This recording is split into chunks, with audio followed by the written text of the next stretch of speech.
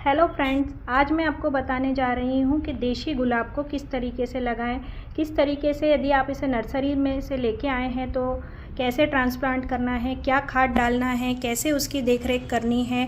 Everything about planting roses. शुरुआत में यदि आप गुलाब का पौधा लगाना चाहते हैं तो 8 से 10 इंची गमला भी सफिशिएंट है, क्योंकि बिगनिंग में उसकी जड़ कोई ज़्यादा नहीं फैलती है और बहुत ईजीली आप इसे घर पे लगा सकते हैं। सबसे पहले गार्डन वेस्ट जो भी आपके पास अवेलेबल हो, जैसे पत्ते हुए, घास हुई, डंडियाँ हुई, उन सबको सबसे नीचे वाले बेस में डाल दीजिए।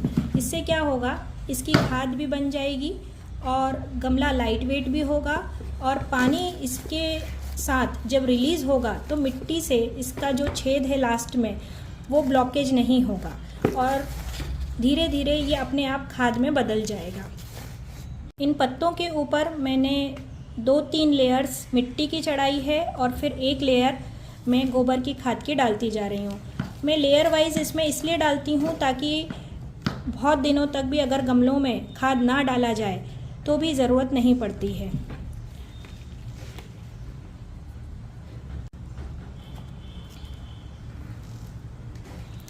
अब इसके बाद जब भी आप गमले में नर्सरी से लाया हुआ गुलाब का पौधा लगाएं तो 7 से 8 दिन उसे किसी छांव वाली जगह पे रख दें।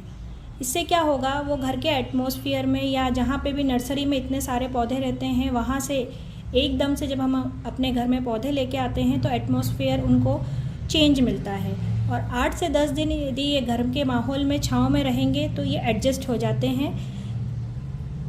और जिस दिन आपको गुलाब का पौधा लगाना हो उसके एक दिन पहले उसमें पानी ना दें, जिससे उसकी मिट्टी सॉलिड हो जाएगी और गिरेगी नहीं।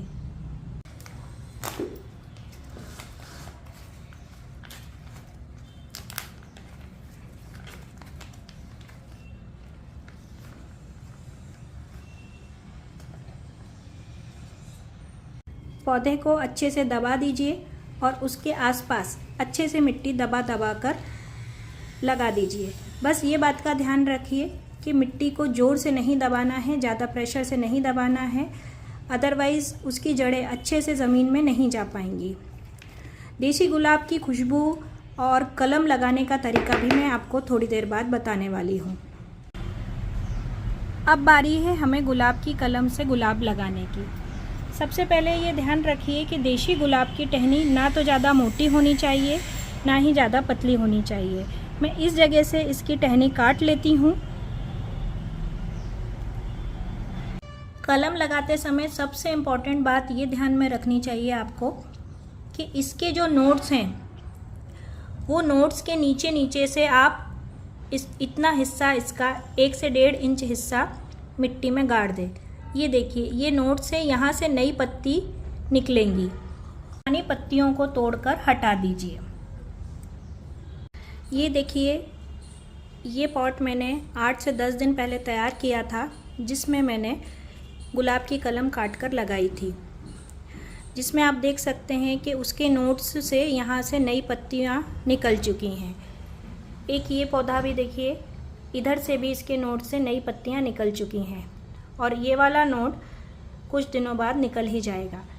अगर आपके पास रूटिंग हार्मोन नहीं है तो सबसे बेस्ट तरीका है कि आप इसे अक्टूबर के महीने से नवंबर के महीने से ठंड में कभी भी गुलाब लगा सकते हैं।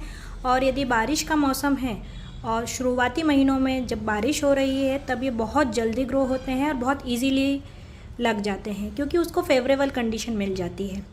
अब मैं बताती हूँ कि जब ये गुलाब बड़ा हो जाता है तो आपको कौन सी खाद डालनी है जिससे सबसे ज़्यादा फूल मिल सके।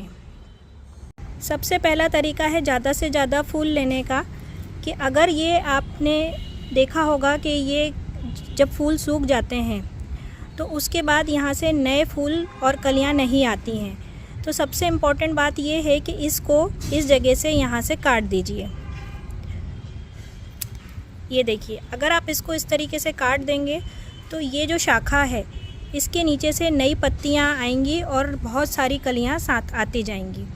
ये सेकंड पार्ट में भी मैं आपको बता सकती हूँ, इतना पार्ट छोड़कर 3 से 4 इंच पार्ट छोड़कर यहाँ से ये कलम कर दीजिए आप और इसको फेंक दीजिए।